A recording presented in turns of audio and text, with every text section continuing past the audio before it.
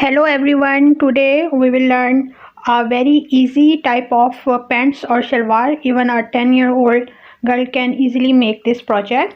So first we need a total length of our fabric.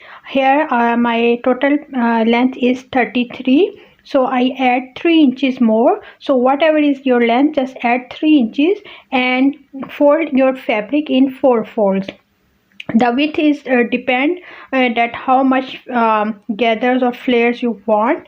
So from here I just mark 2 inches for the elastic, and then I mark 14 inches for the crotch, and 5.5 inches here for the pancha or hemline.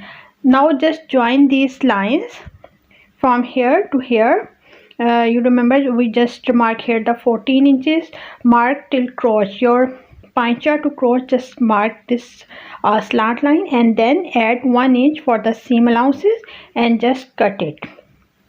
So cutting part is all almost done here. Just separate these two pieces. Now the stitching part is starts. First you have to stitch the crotch line from here and the other side, and after stitching crotch line you just mesh both crotch lines like this way, and then fold here for the elastic that we leave here the 2 inches. So before going to stitch, just make sure you iron it. Just leave 2 inches open and insert here the elastic. So elastic you can measure by taking your waistline. So now just stitch here and see, easily just stitch this line. So this is the easy way of putting elastic for beginners. Now I just take this fusible interfacing and stick it like this way on the pancha side or hemline side and fold it again. Now just stitch on the both edges. So your pancha is neatly done here. Cut anything extra. Now it's time to stitch this part.